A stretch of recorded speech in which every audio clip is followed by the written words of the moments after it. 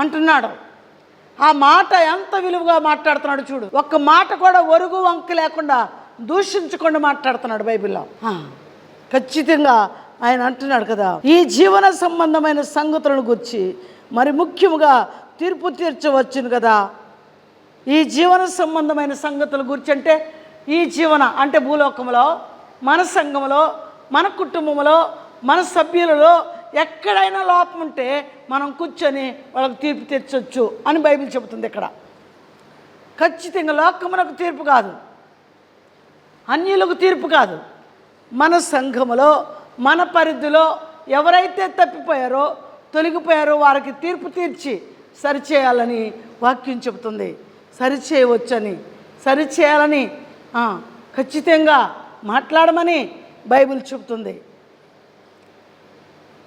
ఎంత వాక్యం లోతైన గమనిక లేక ఎంతోమంది ఎన్నో రకాలుగా మాట్లాడుతూ మనకెందుకులే ఇంకా పక్కన కాడి కింద పడేసి పక్కకి వెళ్ళే పిల్లలందరూ ఇలాంటి వారు అన్నమాట. మనకెందుకులే మన మన మన సంగతి మన అమ్మగారు మన అయ్యగారు ఉన్నారు కదా, సంఘస్థులు ఉన్నారు, వాళ్ళే అడుగుతారు మనకెందుకు, అట్లా తప్పుకొని పోయేవారు చాలామంది ఉన్నారు. ప్రభు చిత్తంలో లేరు. ప్రభు చిత్తంలో మెళుకు కలిగి ఉంటే అది కూడగడటానికి భయభక్తుల్లో నడపటానికి పనికొచ్చే మాట చెప్పచ్చు. ప్రభుకి ఇష్టమే అది. అయితే ఆయన అంటున్నాడు కదా, మరొక మాట వెళ్దాం. కాబట్టి ఈ జీవన సంబంధమైన వ్యాజ్యములు మీకు కలిగిన ఎడల వాటిని తీర్చుటకు సంఘములో తృణీకరింపబడిన వారిని కూర్చుండబెట్టుదురా. అది ఆయన మాట్లాడే మాట. సంఘములో తృణీకరించబడిన వారిని, వ్యాజ్యములు ఉన్నప్పుడు సంఘములో తీర్పు తీర్చడానికి ఎవరు పనికి వస్తారు? యోగ్యులు ఎవరో ఆ యోగ్యమైన వారిని అక్కడ కూర్చోబెట్టాలి తీర్పు తీర్చడానికి, అంతే. కనుక తాగేవాడు, తిరిగేవాడు, పనికిరానివాడు, మత్తు పానీలు తినేవాడు, అన్నీ పనికిరావు, అన్నిటిలో ఉన్నవాడు వాడు అందుక పనికిరాడు. వాక్యం చెప్తుంది, వాక్యం సెలవిస్తుంది. మనం ఇంకా ఎలాగ నడుచుకుంటే ప్రభుకి ఇష్టమో మనం చూద్దాం. ఎఫెసీ పత్రిక 5వ అధ్యాయము 15వ వచనం. ఎఫెసీ పత్రిక 5వ అధ్యాయము 15వ వచనం. దేవునికి స్తోత్రము కలుగును గాక. దినములో చెడ్డవి గనక మీరు సమయమును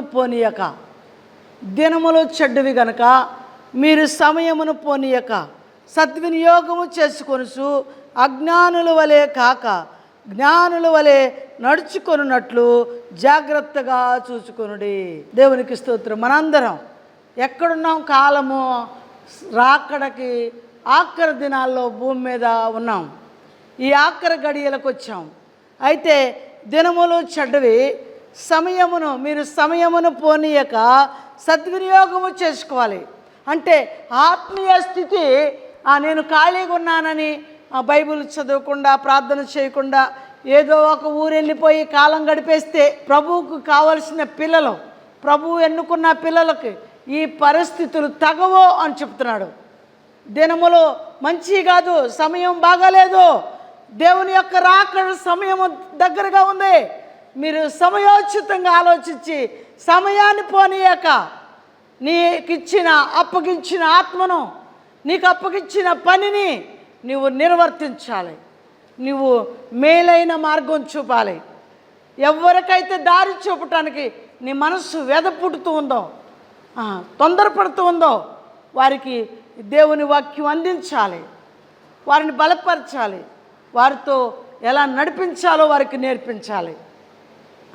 సమయము పోయినాక ప్రభా ఎంతో సమయం, 70 ఏళ్ళు అయిపోయినాయి అయ్యా, 80 ఏళ్ళు వచ్చినాయి అయ్యా, ఇంకా నాకు నేనేం చెప్తానయ్యా, ఎవరిని మారుతానయ్యా, నేను ఇక బ్రతకలేనయ్యా అంటే నువ్వు చనిపోయినాక నీకు ప్రతిఫలము లేదు, పరలోకం లేదు.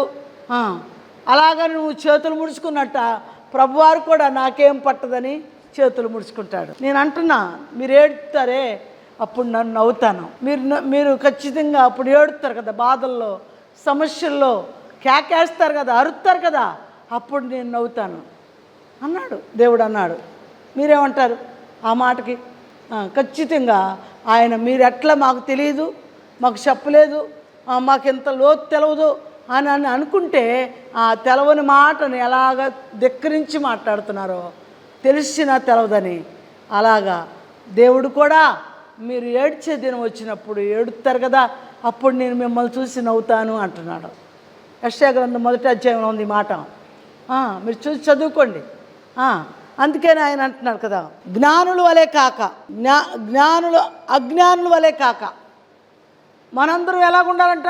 అజ్ఞానుల వలె ఉండకూడదట. వస్తున్నాం చర్చికి, వాక్యం వింటున్నాం, వాక్యం వెళ్ళిపోతుంది. అయితే మన మాట మన ఇష్టం, మన నోరు మన ఇష్టం, మన కళ్ళు మన ఇష్టం, ఇలాగ నడుచుకుంటున్నారు ప్రజలు. ఏ సంఘములో చూసినా పరిశుద్ధులు అనబడిన వారు ఉన్నారా అని గాలిస్తే ఒక్కరో ఇద్దరు ఉంటున్నారేమో కానీ మరి అధికంగా సంఘములో లేరు. సభ్యులు లేరు, ఆత్మలో లేరు, శక్తివంతులు లేరు, బలవంతులు లేరు, ప్రార్థనా పరులు లేరు. ఖచ్చితంగా చెబుతుంది బైబిల్. చాలా భయపడుతున్నాను నేను అయితే. ఎందుకంటే ప్రభా, ఎంత వాక్యం చెప్పినా వీరికి అర్థం కాని స్థితిలో వ్యర్థంగా నడుస్తున్నారు కదా. వారి లెక్క నేను ఎలా అప్పగించాలయ్యా, నీకు ఏం చేయాలయ్యా అని వ్యాకుల పడుతుంది నా మనసు. ఇప్పుడు 20 ఏళ్ళుగా సంవత్సరానికి ఒక్కరిలాగా 20 మంది కూడా లేరు. జనం ఉన్నారు, 100 మంది ఉన్నారు, సంఘంలో 100 మంది ఉన్నారు. కానీ ఆత్మలో ఎదిగిన సభ్యులు 20 మంది కూడా లేరు. ఎంత ఆశ్చర్యంగా ఉందో.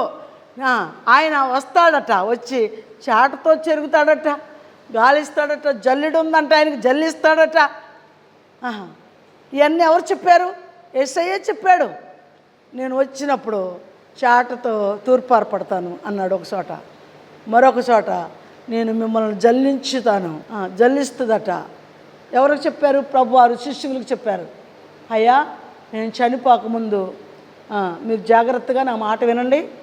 విన్నాక మీరు పునాది కలిగి గట్టిగా ఉండి ప్రవర్తన కలిగి యోగ్యం కలిగి ఉంటే దుష్టుడు నిన్నేమీ చేయలేడు. మరి నేను వెళ్ళిపోయినప్పుడు సాతాను మిమ్మల్ని జల్లిస్తుందయ్యా అని పేతురు యోహానులతో చెప్పాడు దేవుడు.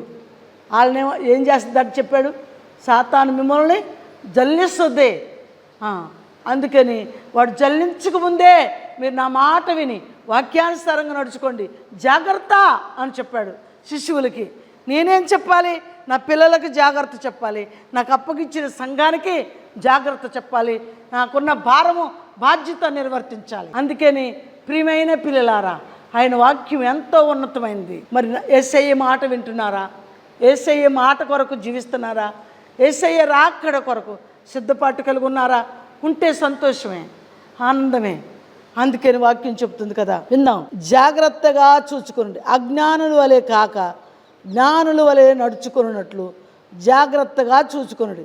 ఇందు నిమిత్తము మీరు అవివేకులు కాక ప్రభు యొక్క చిత్తమేమిటో గ్రహించుకొనుడి. మీరు అవివేకులు కాక ప్రభు యొక్క చిత్తమేమిటో గ్రహించుకొనుడి. దేవునికి స్తోత్రం. ఎంతమంది కాపరులు, ఎంతమంది విశ్వాసులు జాగ్రత్తగా వింటున్నారు ఆయన మాట? నా మాట కాదండి, యేసయ్య మాట, యేసయ్య వాక్యం. జాగ్రత్తగా విని అవివేకుల వలె ఉండక జ్ఞానుల వలె నడుచుకోండి. జ్ఞానం కలిగి మాట్లాడండి, జ్ఞానం కలిగి బోధించండి, అర్థమయ్యేలాగా మాట్లాడండి అని చెప్తున్నాడు దేవుడు. మనకు బాధ్యత ఇచ్చాడు, మాకు బాధ్యత అప్పగిచ్చాడు మీతో మాట్లాడమని. అయితే ఈ బాధ్యత ఎంతమంది మీరు నిర్వర్తిస్తున్నారు?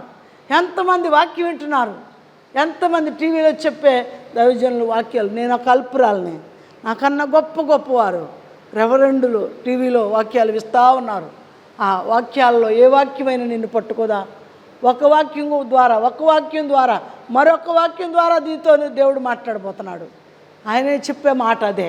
ఆయన ఖచ్చితంగా అంటున్నాడు కదా, మీరు అవివేకులు కాక ప్రభు యొక్క చిత్తమేమిటో గ్రహించుకొనుడి. అవివేకులు అంటే ఏంటి అర్థం? మాట్లాడటం తెలవకుండా, వాక్యం లోతు తెలవకుండా, వాక్యానుసారమైన జీవితం లేకుండా ప్రయోజనము లేదని వాక్యం చెప్తుంది. అది సేవకులకు కూడా ఉపయోగపడే మాటలు ఇవి. మనము కూడా మెళుకు కలిగి మాట్లాడాలని ప్రభువు నేర్పుతున్నాడు. ఎవరితో ఎలాగుండాలో మన ప్రభువు నేర్పుతున్నాడు. అందుకని వాక్యం చెప్తుంది కదా, మీరు మరియు మద్యముతో మత్తులై ఉండకూడి, దానిలో దుర్వ్యాపారము కలదు, అయితే ఆత్మపూర్ణులై ఉండుడి. ఒకరినొకడు కీర్తనలతోనూ సంగీతములతోనూ ఆత్మ సంబంధమైన పాటలతోనూ హెచ్చరించుచు. సేవకులను హెచ్చరించుకోవచ్చు, విశ్వాసులని హెచ్చరించుకోవచ్చు. ఒకరికొకరు బలము పొందుకొని ఆత్మ సంబంధమైన పాటలతోనూ కీర్తనలతోనూ పద్యములతోనూ దేవుని స్తుతించాలని వాక్యం తేటగా చెప్తున్నాడు. పాటల ద్వారా దేవుడు నాతో ఎన్నోసార్లు మాట్లాడాడు. ప్రభువు నాతో మాట్లాడిన మాటలు ఇవన్నీ. ఎన్నో పాటలు అయితే రావు నాకు. పాటల ద్వారా దేవుడు మాట్లాడిన మాటలు ఎన్నో ఉన్నాయి. అందుకని పాటలు ఎలా ఉండాలంటే ఆత్మ సంబంధమైన పాటలుగా ఉండాలి, లిల్లాయి పాటలుగా ఉండకూడదు. లోకంలో మనుషులను చూసి పాటలు పాడతారే అలాగ ఉండకూడదు. ప్రభుకి ఇష్టమైన రీతిలో నువ్వు పాడుకోవాలి. అదే ఆయన చెప్తున్నాడు. ఏం చెప్తున్నాడు ఇక్కడ అంటున్నాడు కదా, అయితే ఆత్మపూర్ణులై ఉండుడి, ఒకరినొకడు కీర్తనలతోనూ సంగీతములతోనూ ఆత్మ సంబంధమైన పాటలతోనూ హెచ్చరించుచు మీ హృదయములలో ప్రభువును గురించి పాడుచు కీర్తించుచు మన ప్రభు అయిన యేసు క్రీస్తు పేరట సమస్తమును గురించి తండ్రి అయిన దేవునికి ఎల్లప్పుడూ కృతజ్ఞతాస్తుతులు చెల్లించాలి. ఎవరికి చెల్లించాలని ఉంది? మన ప్రభు అయిన యేసు క్రీస్తు పేరట సమస్తమును గురించి తండ్రి అయిన దేవునికి ఎల్లప్పుడూ కృతజ్ఞతాస్తుతులు చెల్లించాలి. ఎల్లప్పుడూ, ఒకరోజు కాదు, 10 రోజులు కాదు. మనం 10 రోజులు ప్రార్థన చేస్తాం, 11వ రోజు మౌనంగా పడుకుంటాం, స్తుతించలేం, పాడలేం, దేవుని కలిగి జీవించలేం, దేవుని చిత్తము నడుచుకోలేని స్థితిలో మనం ఉంటే ప్రయోజనము లేదు. వాక్యం సెలవిస్తూ ఉంది. దేవునికి స్తోత్రం. అయితే ఆయన వాక్యం దేవునికి స్తోత్రం, హల్లెలూయా. ఆయన మాటలు చెప్పటానికి యోగ్యత కలిగి ఉండాలి, దేవుని యొక్క అర్హత కలిగి ఉండాలి. ఆ అర్హత లేకుండా వాగ్దాన కూడుకులు ఎలాంటివి? వాక్యము లేని కాడ చెప్పు. వాక్యం అనే జీవజాలము లేని కాడ చెప్పు. అయితే వాక్యం ఉండాకాడ, చర్చి పక్కనే చర్చి కడతానికి వాగ్దానం కూడికలు ఎవడు మాట్లాడకుండా ప్రభువు మీదే అబద్ధాలు చెప్పుకొని బ్రతుకుతున్నారు. ప్రభువు మీదే అబద్ధాలు చెప్పుకొని అబద్ధపు మాటలు పంచుకొని బతుకుతానికి నేర్చుకున్నారు. కేవలం నిష్ప్రయోజనమైన మాటలు. దేవునికి 2 నాలుకలు ఉంటాయా? 2 నాలుకలు ఉండవు.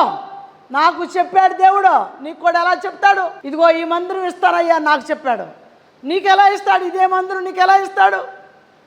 ఆయన అడుగుతున్నాడు. అడగడా? నేను అడగనా? అయ్యా ఈ మందిరము, ఈ సంఘము నాకు ఇస్తానన్నావు, ఈ గ్రామం నాకు ఇస్తానన్నావు, ఈ కాలనీ నాకు ఇస్తానన్నావు అని అడగనా? అంత పిచ్చోళ్ళవా? ప్రభు ఎదుట మనం తీర్పులో లెక్క అడుగుతాడు. ప్రభు ఎదుట నిలబడాలి. మనం ఈ లోకములో నుండి ఏమీ తీసుకెళ్ళాం.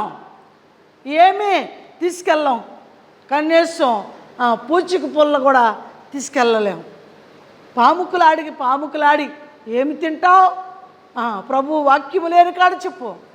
వాక్యం ఎక్కడ లేదో, ఏ ప్రాంతంలో మారుమూలల్లో వాక్యం ఎక్కడ అందట్లేదో వాళ్ళకెళ్ళి వాక్యం చెప్పావు. నువ్వు శవాష్ అంటారు అందరూ లోకంలో. పక్కనే పందానికి పోర్జులకి కడితే ఎవరైనా నమ్ముతారు? మనల్ని నమ్మరు. మనమే నమ్మకంగా లేవని అన్యులందరూ మారతలేదు. మనం చూసిన వారు అన్యులందరూ మారతలేదు. మన పాపమును బట్టి, మన అవిధేయతలను బట్టి, మనలో వంకర మార్గములు చూసి ఎవరో దేవుని వద్దకు రావట్లేదు. మీలో మీకే ఎలాంటిదా అని అంటున్నారు ప్రజలు. మీలో మీకే ఎంత వాదనలా, ఎంత సమస్య, ఎంత పోర్జీలా అని చెప్తున్నారు. మిమ్మల్ని గురించి చెప్తున్నారు, ఊరంతా చెప్తున్నారు. నీ చెవులు మూయబడిపోయినాయా? అందుకని అడుగుతున్నాడు యేసయ్య, ఖచ్చితంగా అడుగుతున్నాడు. మీరు అవివేకులుగా నడవద్దు అంటున్నాడు. అందుకని ఆయన వాక్యంలో ఇంకేమనుంది? మన ప్రభు అయిన యేసుక్రీస్తు పేరట సమస్తమును గూర్చి తండ్రి అయిన దేవునికి ఎల్లప్పుడూ కృతజ్ఞతాస్తుతులు చెల్లించుచు క్రీస్తునందరి భయముతో ఒకరితో ఒకడు లోబడి ఉండుడి.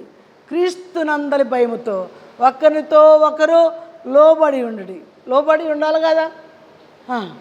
ఏ స్థలములో ఎక్కడ నిన్ను నిలబెట్టాడు, ఎక్కడ నిన్ను ఎన్నిక చేసుకున్నాడు, ఎక్కడ ఏర్పరిచాడు, ఎక్కడ దేవుని మాటను, దేవుని పిల్లలను ధిక్కరించావో అక్కడ నువ్వు లోబడవలసిన పని లేదా? వాక్యం లేదా నీకు? ఖచ్చితంగా దేవుడే సెలవిస్తున్నాడు. ఆ దేవాది దేవునికే అప్పగించాలి, కానీ ప్రభువే చూసుకుంటాడని చెప్పాలి. కేవలం నిష్ప్రయోజనమైన మాటలు పలకకూడదని బైబిల్ చెబుతుంది. అందుకని వాక్యంలోకి వెళ్దాం, మనం ఇంకా ముందుకు వెళ్దాం. ఏమంటున్నాడంటే ఎఫెసీ పత్రిక 5వ అధ్యాయము 9వ వచనం, ప్రభువునందు వెలుగై ఉన్నారు, వెలుగు ఫలము సమస్త విధములైన మంచితనము, నీతి, సత్యము వాటిలో కనబడుచున్నది. నిజంగా దైవజనుడా ఖచ్చితంగా మాట్లాడుతున్నాడు. వెలుగు ఫలము సమస్త విధములైన మంచితనం ఉండాలట. ఆ తర్వాత నీతి, సత్యమును వాటిలో కనబడుచున్నది. సమస్త విధములైన మంచితనం మనలో ఉంటే మన ప్రభువు నిన్ను హెచ్చిస్తాడు. ప్రభువు చిత్తములో నువ్వు ఉంటే, నేనుంటే ప్రభువే మనలను హెచ్చిస్తాడు. ఆయన కృపను బట్టి భూలోకములో ఏమున్నా లేకున్నా ఆయన రాజ్యము కొరకే బ్రతికి చనిపోతే, ఆయన చిత్తము కొరకే చనిపోయి బ్రతికితే ఆయన కృప మాత్రమే మనలను నడిపించునుగాక. ఆమేన్. ఏమి మనకు రావు, మన ఎమ్మట ఏది రాదు.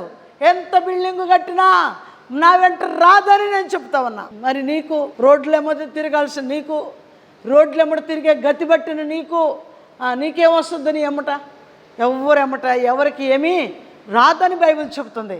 యేసయ్య ఖచ్చితంగా ఉన్నాడు. మన ప్రభువు ఆయన అంటున్నాడు కదా, మన ప్రభు అయిన యేసుక్రీస్తు పేరిట సమస్తమును గురించి తండ్రి అయిన దేవునికి ఎల్లప్పుడూ కృతజ్ఞత తెలియచేయాలి. ప్రభా, నీ కొరకు నేను బ్రతుకుతున్నానంటే నాలో ఉన్న ఊపిరి నీది ప్రభా, నాలో ఉన్న ప్రాణం నీది ప్రభా, నేను నీ కొరకే జీవిస్తా అనమంటున్నాడు. దేనికి మనం బ్రతుకుతున్నాం? దేని కొరకు? ఆత్మఫలములు కావాలి. మన ప్రభు అయిన దేవుడు మనతో చెప్తున్నాడు, వెలుగు ఫలము. వెలుగు ఫలము ఎట్లా ఉందంట? సమస్త విధములైన మంచితనము. వెలుగు ఫలం అనగా సమస్త విధములైన మంచి ఫలము, మంచితనము, నీతి, సత్యము వాటిలో కనబడుచున్నది. కనుక ప్రభువుకి ఏది ప్రీతికరమైనదో దానిని పరీక్షించుచు వెలుగు సంబంధుల వలె నడుచుకొనుడి. దేవునికి స్తోత్రం. నడిచేటప్పుడు ఎలాగుండాలట? ప్రభువుకి ఏది ఇష్టమో, నేను నడిచేది ప్రభుకి ఇష్టమా, నేను చేసేది ప్రభుకి ఇష్టమా అని ప్రభువుని అడిగి వెలుగు ఫలములో మనం ఈ ఫలాలు చూసుకోవాలట. వెలుగులో నేను నడిచే ఫలాలు, నీతి ఉందా నాలో, సత్యం ఉందా, నా భక్తి జీవితంలో దేవుని కృప ఉందా, దేవుని చిత్తము నెరవేరుతున్నానా అని పరీక్షించుకోవాలట. వెలుగు ఫలము. వెలుగు ఫలము ఎవరైతే వెలుగులో ఉంటారో ఆ వెలుగులో నీ ఫలాలేంటి? నీతి, శాంతి, సమాధానము, సత్యము, ఇవన్నీ నీలో ఉంటే వెలుగు ఫలము నీలో ఉంటుంది. లేకపోతే ఆ వెలుగు దేవుడే వెలుగై ఉన్నాడు. ఆది అందు వాక్యమును, వాక్యము దేవుడై ఉన్నాడని ఉంది. అయితే ఈ వాక్యమే దేవుడై ఉన్నాడు, ఈ వెలుగు దేవుడై ఉన్నాడు. కేవలం నేను కాదండి, నేను మనిషిని, అల్పురాలని, చెత్తపరకని, నన్ను ప్రేమించిన దేవుని కొరకే స్తోత్రం. అంతకంటే ఇంకేమి చెప్పలేను, మీకు ఏమి ఇవ్వలేను.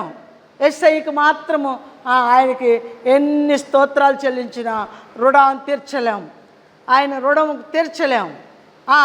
వ్యర్థమైన మాటలు చెప్పకూడదు. గనుక ప్రభువుకి ఏది ప్రీతికరమో అంటే ఆయనకు కూడా ప్రీతికరమైనవి, ఇష్టమైనవి. నీకు మాంసం అంటే ఇష్టం, బిర్యానీ అంటే ఇష్టం, జబ్బులంటే ఇష్టం, జాయింట్లు అంటే ఇష్టం. కానీ యేసయ్యకి అలాంటి అడగట్లా. నీలో మంచితనం, నీతి, శాంతి, సమాధానం, నిత్యము ఆయన కలిగిన ప్రార్థన నీలో ఉండాలని కోరుకుంటున్నాడు. అవి ఎవరిలో ఉంటాయో, నీ భక్తి ఎలా కరెక్ట్గా నడుపుతున్నావో, నీ నీతి ఫలాలు ఎలా ఉన్నాయో ఖచ్చితంగా యేసయ్య పరీక్షిస్తాడు. ఒక దినాన పరీక్షించినప్పుడు నువ్వు తేలిపోతావు లేదా? మనం ఖచ్చితంగా వంకరగా నడితే తేలిపోమా? అసభ్యతగా మాట్లాడితే తేలిపోమా? ఖచ్చితంగా తేలిపోతాం. అందుకని వాక్యం చెప్తుంది, వెలుగు సంబంధుల వలె నడుచుకునుడి, నిష్ఫలమైన అంధకార క్రియలలో పాలివారై ఉండక వాటిని ఖండించుడి. అంధకార క్రియలలో వాటితో పాలివారై ఉండక వాటిని ఖండించాలట. ఏం చేయాలట? అంధకార క్రియలలో నీవు కూడా పాలుభాగస్తుడుగా ఉంటే, అంతే, వాళ్ళతో కూడా ఏకీభవిస్తే. అంధకార క్రియలు చేస్తున్నాడు వాడు, అంధకార క్రియలు ప్రార్థన పేరు చెప్పుకొని బతుకుతున్నాడు. కానీ నీవు కూడా అంధకార క్రియల్లోకి వెళ్ళి సమ్మతిస్తుంటే ప్రభుకి ఇష్టం లేని క్రియ నీలో ఏర్పడుతుంది. తప్పుకోకుండా ఒక దినాన పొట్టు వలె తొలగిపోవాలి. గాలికి కొట్టుకుపోయే పొట్టులోనే ఉంటావు. ఒక దినాన కాల్చివేయబడుతుంది. ఆ పొట్టులో నువ్వు ఉంటే కాల్చివేయబడతాం, అగ్నికి ఆహుతి అయిపోతాం. తప్పనిసరిగా వాక్యానికి విరోధమైంది మరి ఏది లేదు. అందుకని ఆయన ఏమంటున్నాడంటే, అంధకార క్రియలలో పాలివారై ఉండక వాటిని ఖండించుడి. ఎలయనగా అట్టి క్రియలు చేయవారు రహస్యమందు జరిగించు పనులను గూర్చి మాట్లాడుటేను అవమానకరమై ఉన్నది. సమస్తమును ఖండింపబడి వెలుగు చేత ప్రత్యక్షపరచినది ఏదో అది వెలుగే కదా. అందుచేత నిద్రించుచున్న నీవు మేల్కో, మృతులలో నుండి లెమ్ము, క్రీస్తు నీ మీద ప్రకాశించినని ఆయన చెప్పుచున్నాడు. దేవునికి స్తోత్రం. క్రైస్తవుడా అని పిలిచి నువ్వు రహస్యముగా జరిగిస్తున్న పాపం ఏదైనా నీ ఎదుట ఉంటే దాన్ని బట్టబయలు చేయి, రహస్యంగా దాచిబాకు అంటున్నాడు. ఖచ్చితంగా బట్టబయలు చేయి. ఆ తర్వాత మేలుకో. ఒకవేళ నిద్రిస్తున్నావేమో, భక్తి లేకుండా, ప్రార్థన లేకుండా, ఆత్మ లేకుండా, శక్తి లేకుండా జీవిస్తున్నావేమో, మేలుకో. నిద్రిస్తున్నావేమో, నిద్రపోరా. భూలోకంలో మనుషులు ఎవరు? మనుషులు నిద్రపోయే నిద్ర కాదు ఇది. ఆత్మ సంబంధమైన మెళుకు లేని నిద్ర, ఆత్మ సంబంధమైన ప్రార్థన లేని నిద్ర. ఈ నిద్ర ఎవరిలో ఉందో నిద్రిస్తున్నావేమో, ప్రభు కొరకు మేల్కో. క్రైస్తవుడా మేలుకో. అన్యుల్ని మనం అనకూడతాం. ఎందుకంటే వాళ్ళకి తెలియదు, వాళ్ళకి భక్తి తెలియదు, వాళ్ళకి ప్రార్థన తెలియదు, వాళ్ళకి శక్తి లేదు, ప్రార్థన జీవము వాళ్ళలో లేదు. వాళ్ళ సంగతి నేను చెప్పట్లేదు. క్రైస్తవులైన మనము, క్రీస్తు నెరిగిన మనము, గుడికొస్తున్నా మనము, వాక్యం చెప్తున్నా మనము, వాక్యం వింటున్నా మనము, మెళుకు కలిగుండు. క్రైస్తవుడా నిద్రపోతున్నవేమో, మేలుకో. మృతులలో ఉండవేమో, అంటే చచ్చినోళ్ళలాగా ఉండవేమో. నువ్వు పేరుకు మాత్రమే కదా. ప్రకటన గ్రంథంలో మరి ఒక సంఘంతో ఏం చెప్పాడు? లవోదికే సంఘంతో ఏం చెప్పాడు? పేరుకు మాత్రమే నీవు బ్రతుకుచున్నావు, నీవు చచ్చిన వాడివే నా దృష్టిలో అన్నాడు. అందుకని మనం ఎలాగున్నాం? పేరుకు మాత్రం బ్రతికి ఉన్నాం. ప్రభు దృష్టిలో ప్రభు చిత్తం నడవలేకపోతే మృతులమే. దేవునికి స్తోత్రం. అందుకే ఆయన అంటున్నాడు కదా, ఏమంటున్నాడంటే, క్రీస్తు మీ మీద ప్రకాశించునని ఆయన చెప్పుచున్నాడు. ఎవరి మీద? ఎవరైతే మేలుకుంటారో, ఎవరైతే దిద్దుకుంటారో, ఎవరైతే ఒప్పుకుంటారో, ఎవరైతే సరి చేసుకుంటారో వారి మీద ఆయన ఆత్మ కుమ్మరించబోతున్నాడు. ఆయన వెలుగు ప్రకాశం వారి మీద కుమ్మరించబోతున్నాడు. వారిని తాకటానికి ఇష్టపడుతున్నాడు మన ప్రభు. మరి కొన్ని మాటలు చెప్పాడు. ఇంకా ఏంటంటే 1 కొరింథీలో 2వ అధ్యాయము 9వ వచనం. 1 కొరింథీ 9వ వచనం ఇక్కడ అంటున్నాడు కదా, దేవుడు తన్ను ప్రేమించిన వారికి 8వ వచనం నుండి చదువుతున్నా. దేవుడు మన మహిమ నిమిత్తము నియమించను.